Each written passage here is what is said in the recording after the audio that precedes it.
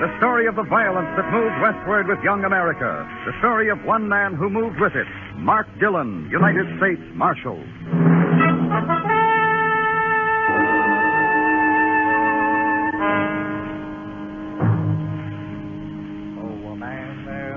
On the western plains with a ton of fight and an ounce of brains, who herds the cows as he robs the train and goes by the name of Cowboy. He was part of it. A singing saddle bum, a cowboy, a drifter. They all drifted here to Dodge City one time or another. The end of the track and the start of the wilderness. A dumping ground of odds and ends, beginnings, leftovers. The place to stop and take the kind of pleasure you need. The place to pass through. Sometimes it's a place to die. My part of it was a sun-charged shack, rent paid by the United States government, and a marshal's badge furnished free. I was at the window watching the heat plump itself with Kansas dust and roll in towards the town when the door opened. Your name, Dillon? You the United States Marshal? She was about 50. Hat, poke bonnet, dress, gingham. Shoes, beaded Indian moccasins. I heard about you in Gouge. They said there was a steady marshal here. Been living for 6 months running. They've been lying to you. 4 months. They say you can break a man's heart at 50 yards. They say you and your gun's already done that. What's on your mind? I want you to saddle up and get down to Gouge. Why? My husband. My husband owns the White Buffalo. Roulette, music, drinks. They say the roulette wheel's crooked. Look, ma'am, half the roulette wheels in the West are probably crooked. Maybe. But in Gouge, they kill a man for running a crooked wheel. Well, look, ma'am, I don't... Abigail Contrarius, that's my name. Yeah. Well, Mrs. Contrarius, you don't need a marshal. You need an honest husband. That wheel's no more crooked than you are. Leastwise, from all I hear about you. If it was, I wouldn't take none of the money's won from it. Oh, sure. Don't shore me, Marshal. The money don't just mean money to me. It means books for Indian kids and writing stuff, slates and all. Oh, missionary. Huh, me, with a gambler and a philanderer and a toper for a husband. I teach Indian kids, that's all. Teach them to behave and a little learning, that's all. That's good work, ma'am. These towns could use more people like you. Never mind that. If I don't get help, those kids will go back to their wild ways and I'll have a dead husband. You coming? Do I have to ride that mule some more? Ride it back to Gouge. I'll be along. Make it soon, Marshal. There'll be a convulsion down there if you don't. It was night when the town of Gouge came out of the wilderness and beckoned to me like a painted, skinny hag. If Dodge City had a tougher sister, this was it. I rode up to the White Buffalo and started to tie my horse to a hitching post whittled to the shape of a Pawnee girl when... Suddenly, the gun in my back told me I wasn't alone. You won't like it here, Marshal. Pretty as it is, you won't like it. No? No, and, don't turn around, Marshal. I'm shy and I'm modest and I embarrass easy. Isn't that so, Harold? You see? Harold thinks it's so. Harold had his tongue clipped. Apaches. Maybe it was too long. Oh, now, that's not a genteel thing to say to Harold, Marshal. He takes offense. I'm new here. Back in Dodge City, the etiquette's a little more formal. Then go back to Dodge. We're very happy here in Gouge. Like little birds. You could spoil it. I was invited. Special invitation. Well, the party's over. Now, Harold, now! Something lashed out across my skull. A bead of glass splintered my brain. From far, far away, I heard some words. Like I said, Marshal, you won't like it in Gouge. I wanted to kill him, but I couldn't. I didn't know who he was. I hadn't seen his face. But I knew I'd never forget that voice and that crazy giggle. When I opened my eyes, I was in Gouge's dirt. I picked myself up and waited till the town stopped its dizzy dance. On its third time round, I spotted a horse trough. I stuck my head in to get rid of the blood on my face. I finally pushed my bones to the swinging doors of the White Buffalo. It was the usual kind of place, like Mrs. Contrarius said. Roulette, music, drinks. I got halfway across the floor toward the bar. Then I saw her and heard her. Slender, hair molded black, and something profane and exquisite distilled into her features. She looked at me, and when she spoke, it was as if she hadn't quit singing. Buenas noches, chico. Oh, a marshal. A marshal with a new scar and a muddy badge. You buy a drink, huh, Chico? Here's $1. Buy yourself an egg. Where can I find the owner? Over there by the poker table. The goatee and pompadour. Thanks.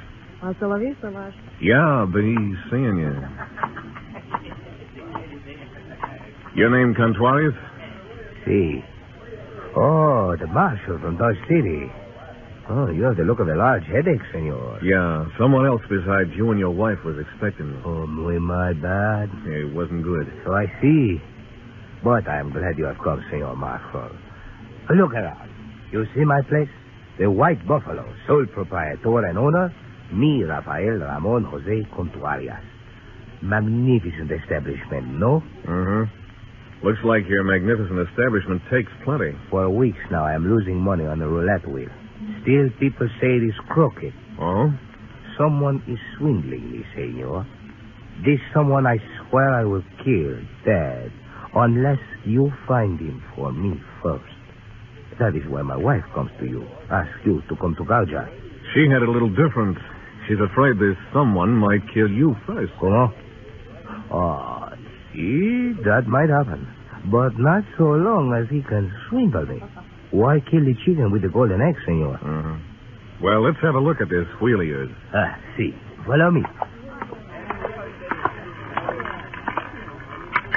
Well, Brad, number 12. Who's your spinner? Greg Hagen, the croupier in the territory. Uh-huh. Suppose you let me look around myself. You wish, senor? You find that someone who is swindling my wheel. See? I'll give it a try, Mr. Contuarius. Bueno. Contuarius left me alone. I watched the table for a while. Nothing happened. Wheel didn't look crooked, and if it was being swindled, it was done clever.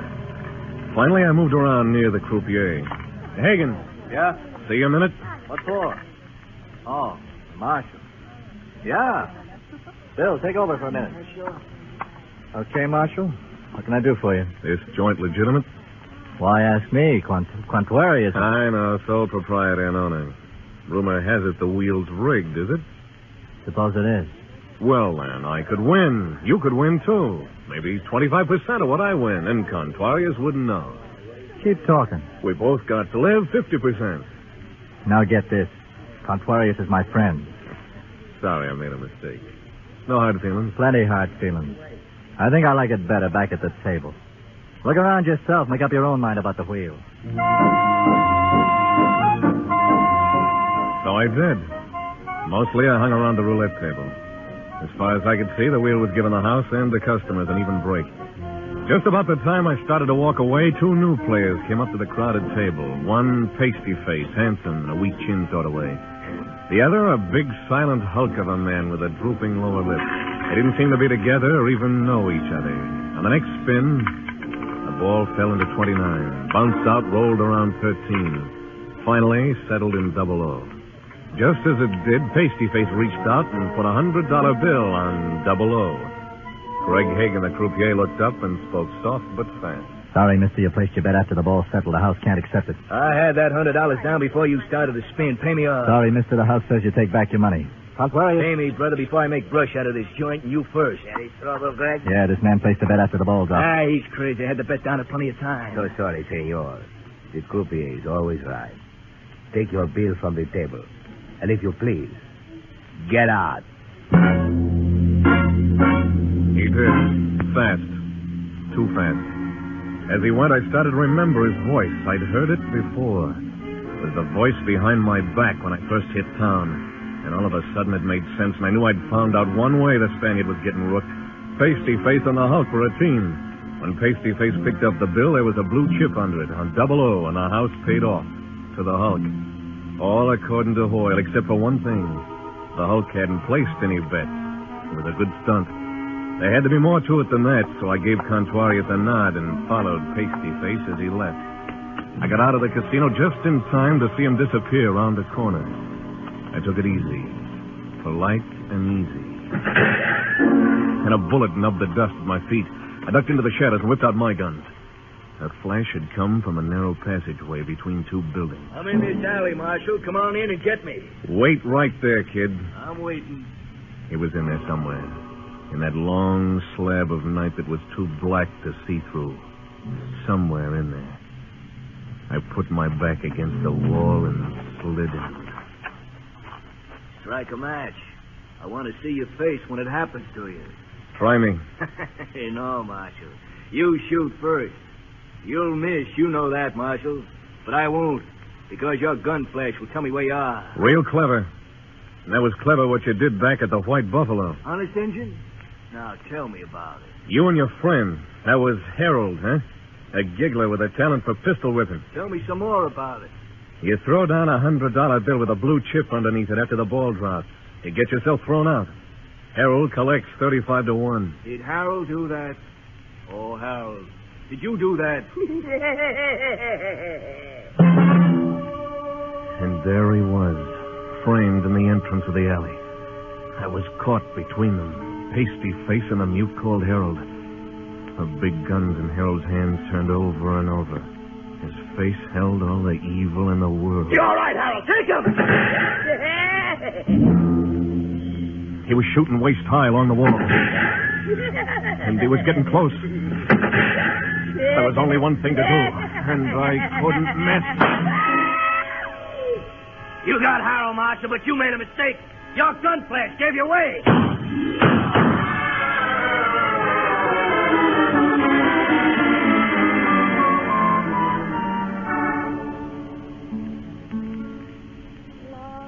When I opened my eyes, I was in a place I'd never been before. Kind of cottonwood clearing. I eased the wound in my shoulder, and from across a smoldering campfire, I saw her. The girl from the White Buffalo. A morning sun lighted up the features of a man at her feet.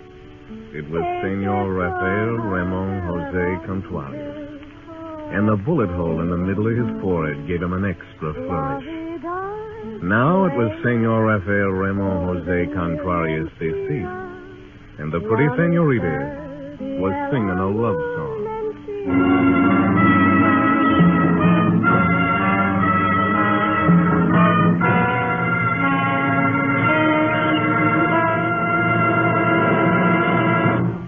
Back to Gunsmoke in just a moment. Combining modern detective methods with secrets of the mysterious East, The Green Llama offers CBS listeners a new thrill now on Sundays. Once he has heard of a crime or an injustice, Jethro Dumont, a wealthy young American just returned from 10 years in Tibet, brings into play his quick wit and knowledge of illusion to thwart the evildoers. Join him Sunday as he continues his fight against crime on this side of the Pacific, wearing green, the color of Tibetan justice, aided by Tulku, his trusted lieutenant. The Green Llama is a feature presentation of most of these same CBS stations. Now back to Mark Dillon, United States Marshal, and Gunsmoke.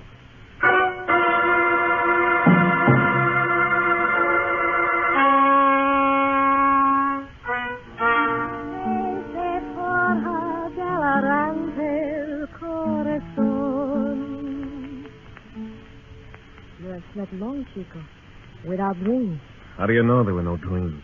Because I saw Death give you a little piece of himself, and then ride away on a black pony. Yeah, I'm lucky. Who are you? How'd you get here? They call me Tomas. I brought you here. The wagon over there in the burrow. You are muy lucky, Chico. The bullet was for your heart, but it sent itself in your shoulder. It was not your time to die. But it was Contrarios' time, huh? Perhaps his grave has been empty too long. And you knew him well? See? I knew him. Well enough to kill him. I did not kill him. Senor Contrarios was my protector. What did he protect you from? Himself? I like your mouth better when it is gentle, Chico. And who did kill him? How would I know? He was there like that when we arrived. Why'd you bring me here? I like you, Chico. That's why I tell you. If you leave, go back to Dodge City. If you die, die in Dodge City. It is not good here for either one. Why didn't Pasty Face finish the job? Right after you were wounded, I came along. I persuaded him you were dead. He persuades easy, huh? He persuades easy. For Tomas. The shots were heard. People came. Senor Drew does not like attention. Drew. Ah, his name's Drew. But why here? What'd you bring me here for? I thought Conquarius could help you. After all, he was your friend. How'd you know that? I saw you talking together in the White Buffalo. But tonight, out of the darkness, death found Conquarius. Conquarius! Conquarius!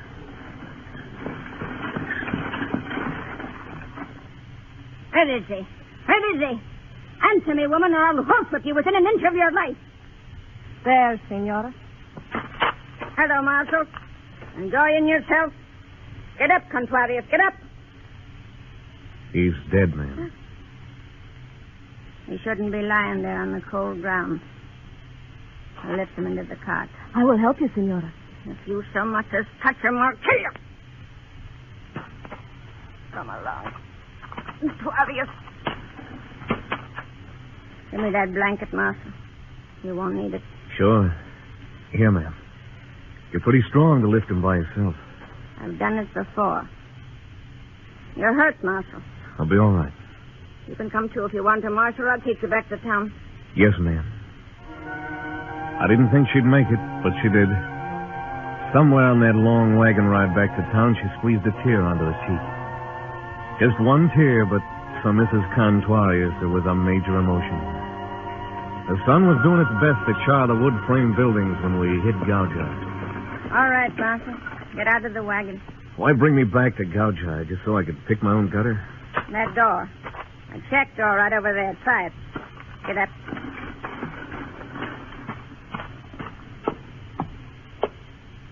Oh, come on, Dillon. All you have to do is lift your arm and knock on the door.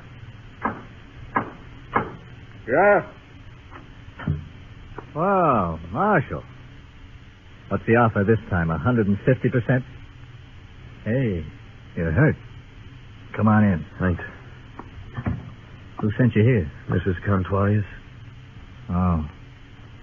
I better cut away that shirt. Why'd she send me here, Greg? Not neat, Marshal. Not neat at all. Why here, Greg? You a doc? Lie still. I'll get some things. You haven't answered my question. I do things with my hands, Marshal. Spin roulette wheels and extract bullets between spins. You a doc? Yeah, I'm a doc. Was. Had a shingle. Shiny one. And they said I couldn't have it anymore. They had a word for it. Malpractice. They said I did something. What are you looking at? That roulette wheel on the table over there. What's the matter, Greg? Don't you get enough practice at the White Buffalo? You want this wound fixed or not? Yeah. Yeah, sure. Say, Greg. Yeah? I once heard about a croupier clever enough to spin a wheel and drop a ball into any slot he wanted. Hit it about once out of 5 times. Not bad. Once in 4 is better. What about it? I could mention it to Mrs. Conquarius. Round up you and Drew and go back to Dodge City. Drew? Pasty-faced guy. The guy who pulled the fast trick with a chip and the $100 bill last night. I didn't know. I refused the bet, didn't I? Yeah, that's what doesn't fit. I'd stop worrying about it if I were you, Marshal. I could keep this wound open and let it bleed. On the other hand, you could take the bullet out. Yeah, I could do that. And I'd owe you something. I wouldn't have to remember you to Mrs. Conquarius. It's like this, Marshal. First, I just wanted to tame the wheel. Then it got out of hand. Tamar have anything to do with it getting out of hand? What do you know about... I'm ready to take the bullet out, Marshal. You're going to keep what you know to yourself? Take the bullet out. I'll bite my lip.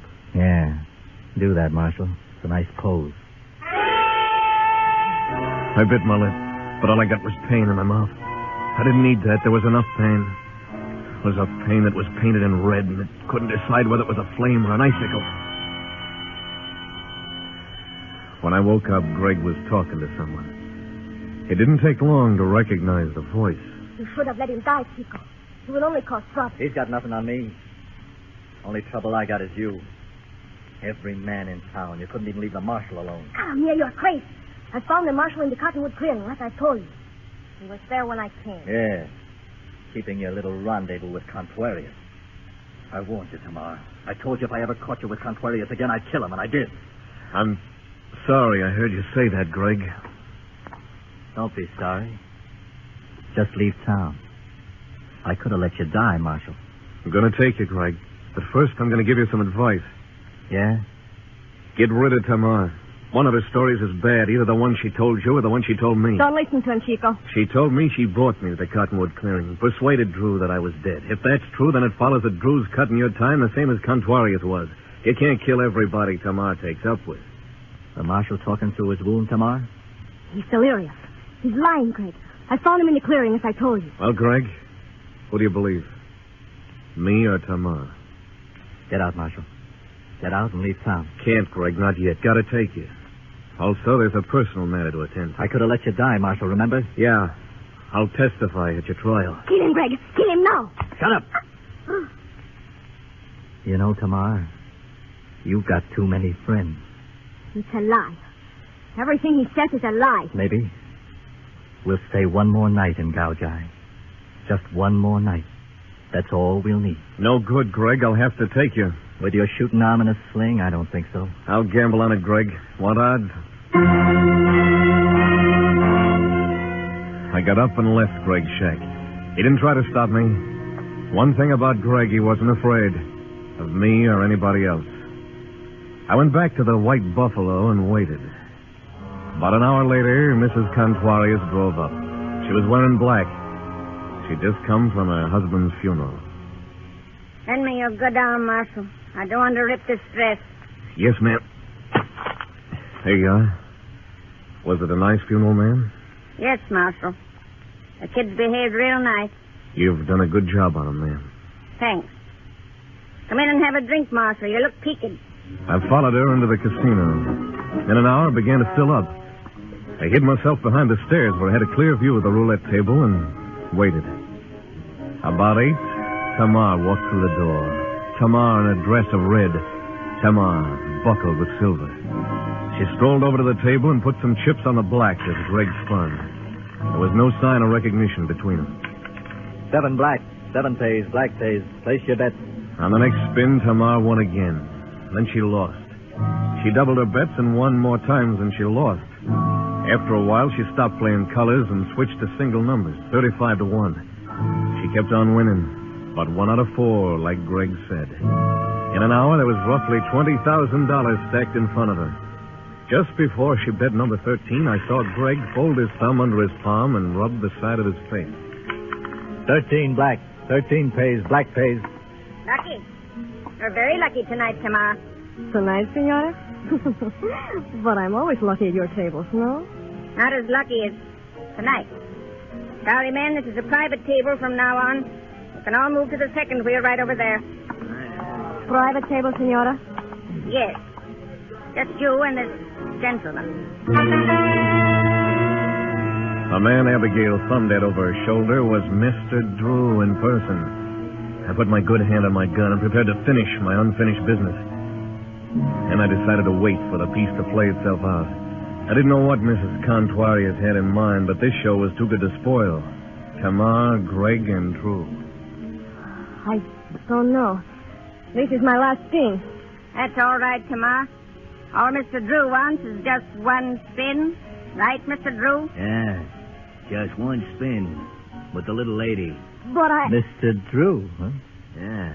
But I do not feel like betting. We'll spin once more. Bueno. All of my chips on number 1. Number 1, huh? Yeah, that's a good number. Number 1. I'll take 10,000 in gold on number 1.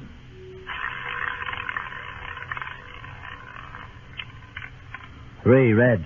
3 pays. Red pays. Why, you double... No!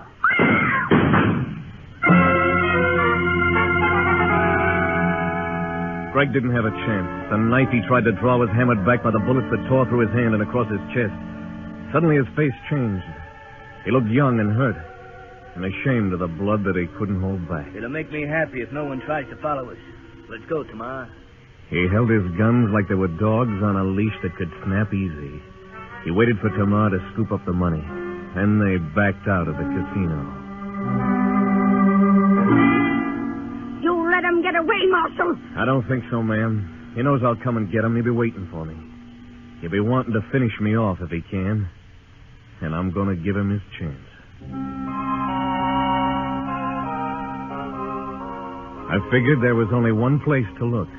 And there they were, resting easy in the cottonwood clearing. I knew you'd have to come after me, Marshal. You're funnier than an actor. I saw one once in Dodge. You're funnier. Maybe you laugh too easy, Drew. Like to kill too easy. A marshal with a gun arm and a sling chasing the killer. Go away, Marshal. Go away while there's still time. I got nothing but time. I'll wait. You're wrong, Marshal. You've got no time at all. Yeah?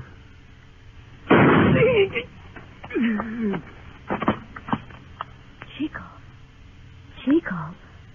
This I do not believe. It is impossible that someone could shoot faster than Senor Drew. But with your left hand. Oh, Chico, you're so very quick with your gun. I like that about a man. Take it easy, Tamar. Come on, let's go. Go? Not now, Marshal. There's time. Sit here. Sit here next to Tamar. Like this? This. You know what I think? Chico, don't talk now. I think he had a great thing with Greg. He could put that ball on any number you bet on. Only that wasn't enough for you. But it doesn't matter now, darling. You thought you could double your profits by throwing in with Drew. Maybe you were going to double-cross him, too. I don't know. Don't worry about it, Chico. The money is yours, too. It belongs to Mrs. Contuarius. That's who's going to get it. What? What are you talking about? Take your choice. Come back with me to the jail in Gouge, or I'll turn you over to Mrs. Contuarius. I don't think she could stand having you alive. You... Come on.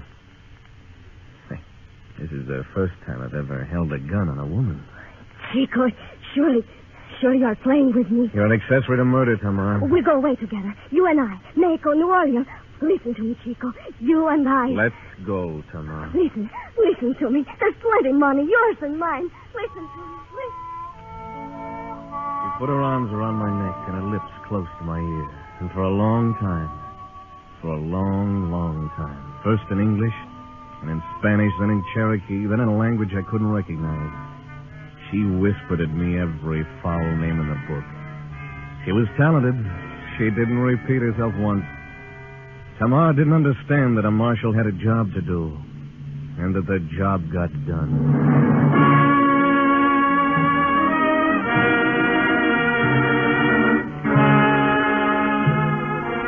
On the way back to Dodge, I came across a cottonwood clearing I'd never noticed before. I rode down into it. A small animal scurried off a log and lost itself in the shadows. And I was alone. And for a time after that, for a long time after that, I thought about Tamar. He'd given her guitar, but I knew she wouldn't be singing much longer. The rest of the way home, the country was dust. It got inside of my mouth, and it stayed there.